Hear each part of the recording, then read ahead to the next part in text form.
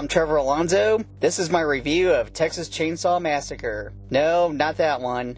No, not that one. Definitely not that one. That one. This is the 9th film, but this is a direct sequel to the first one. So this ignores all the other movies. This movie's timeline is all over the place. Also, this is the 4th one not to be filmed in Texas. This was filmed in Bulgaria. For a tax break, it seems like it would be cheaper and easier to film in Texas.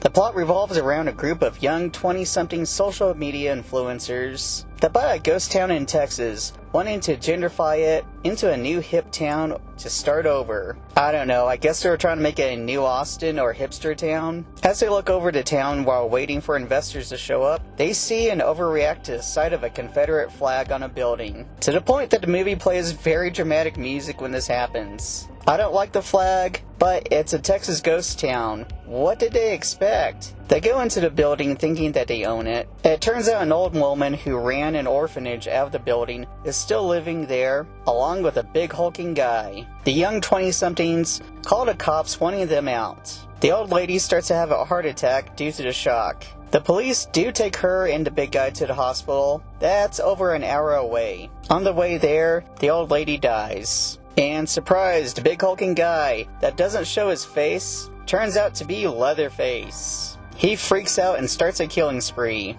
During this, the survivor of the first movie, Sally, has been hunting down Leatherface. Even became a sheriff, completely copying the Halloween 2018 Laurie Strode storyline.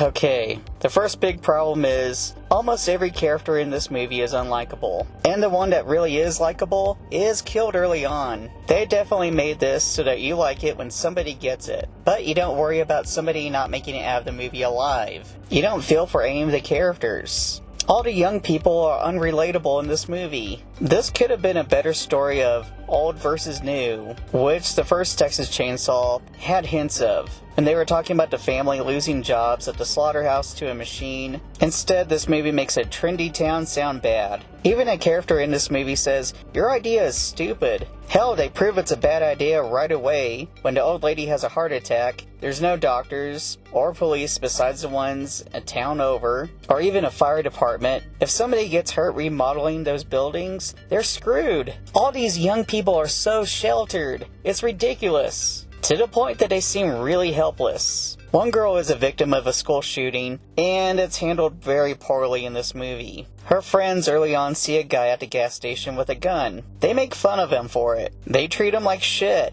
He shrugs it off and drives away. They get to the town. It turns out he's their repair guy. They don't apologize to him even when they figure out it's the same guy. I have never seen a movie so anti-gun and so pro-gun at the same time. It was really off-putting. It's like the writer said, throw the social commentary into this movie somehow. But it feels out of place. It feels like they're trying to make a statement on top of a statement on top of another statement that just contradicts what they're saying. And there's plenty of horror movies that are great with social commentary. But this is not one of them. Let's talk about Leatherface. There isn't an official age for him. Most horror sites that go by info go by Gunnar Hansen's age, which when he made the first movie was 26. That makes Leatherface in this movie 74. He doesn't move like a 74-year-old at all. At times, Leatherface is superhuman in this movie. Takes hits, being shot, getting hit by a van. It's okay if you hurt your killer in a slasher movie and still be scary. The superhuman thing works for Jason,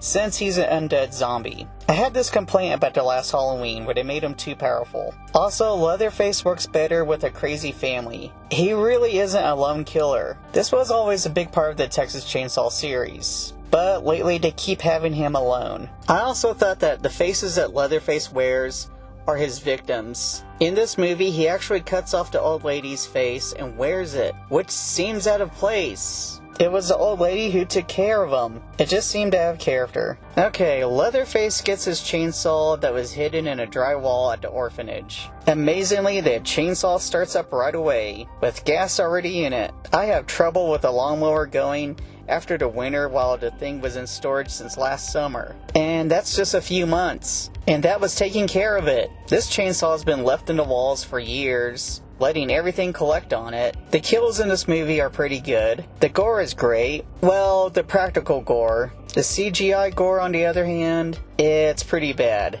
It's very noticeable and it looks lazy. When seeing both in the same shot, it looks even bad. And there's plenty of CGI gore out there that looks great and amazing, but they spend their time on it. I felt like this, they probably cut and paste and then were like, okay, it's gonna look good. It did not. The character of Sally was handled badly. Clearly they copied Halloween 2018 storyline. The huge problem is, Marilyn Burns, the actress who played her in the original Texas Chainsaw, passed away in 2014, making the bring back the legacy character for this movie very questionable. It feels out of place. With Jamie Lee Curtis, you get emotion. You know that she was there. So there's plenty of weight with the character when she comes back. You get that she has faced off against Michael Myers, and that's affected her character. Here, it just seems stupid. No disrespect to the actress that replaced her, Olin Forrest, I'm sorry if I butchered that name, did do a great job as a replacement, but it still felt out of place. It felt like it was just a copycat of Halloween, and they didn't do a good job of copying that.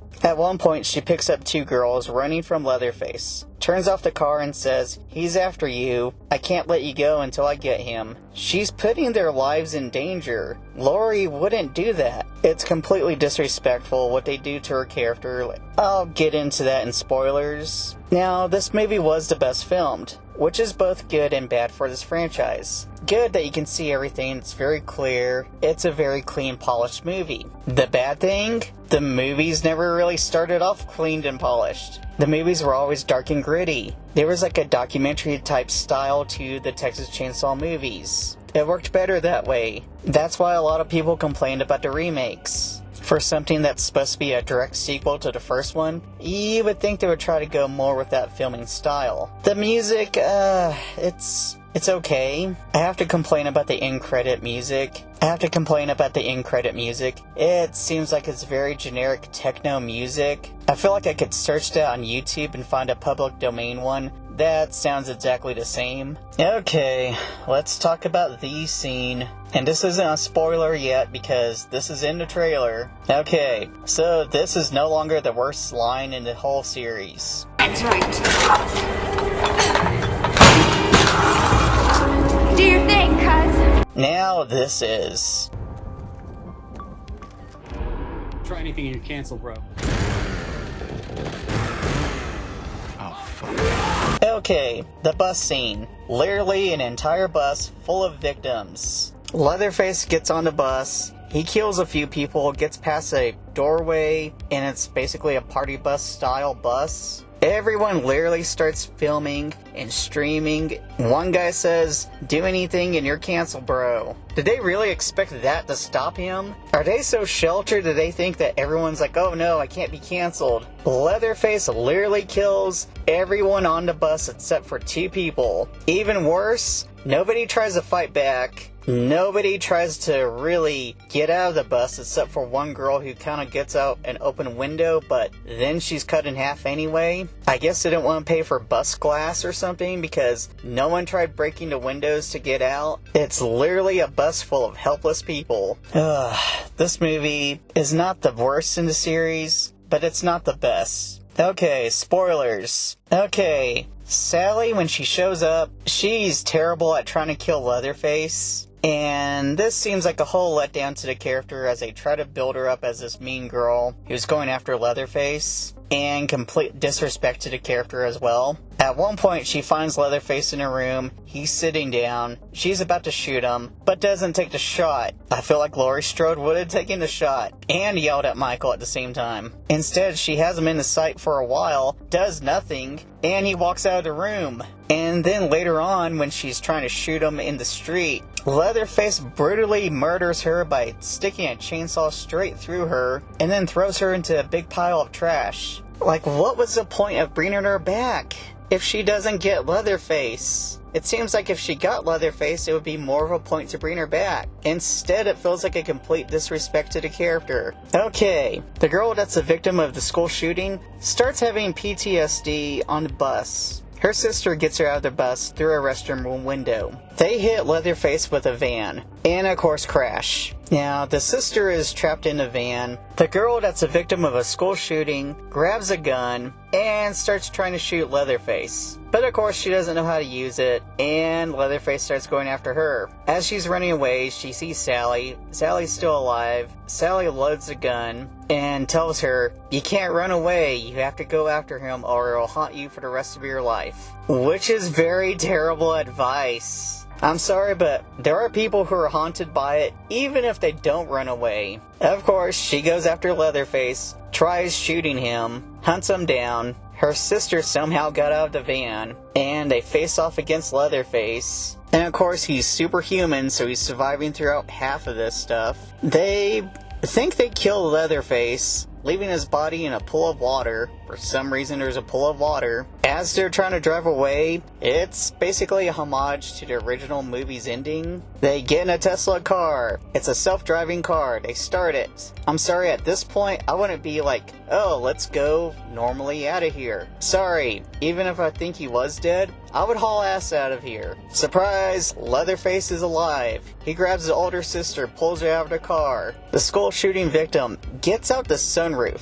Doesn't try stopping the car, doesn't try doing other stuff to save her sister. She goes out the sunroof, stares at her sister as Leatherface chops her head off with bad CGI because it looks kind of cartoony. And then he starts swinging the chainsaw around like the way that he did in the original ending. The other sister's still screaming and acting like she's helpless even though the car seems like it's only going 10 miles an hour. And that's the end of the movie. At least most people think. A lot of people missed the end credit scene, which really wasn't worth that much. The end credit scene is Leatherface is walking back to his old house, where the first movie took place. I imagine somebody else bought the house since then, or probably abandoned so it looks like even more crap, or in real life they probably would just burn that house down because, yeah. Like I said before, this movie is not the worst in the series, but it's definitely not the best. There's so many things that this movie could have improved on, or could have focused on. Now, I did enjoy it as just another Saturday night slasher movie that you could turn on if it's like a last possible option, or, there's nothing better else on. Or you're like, hey,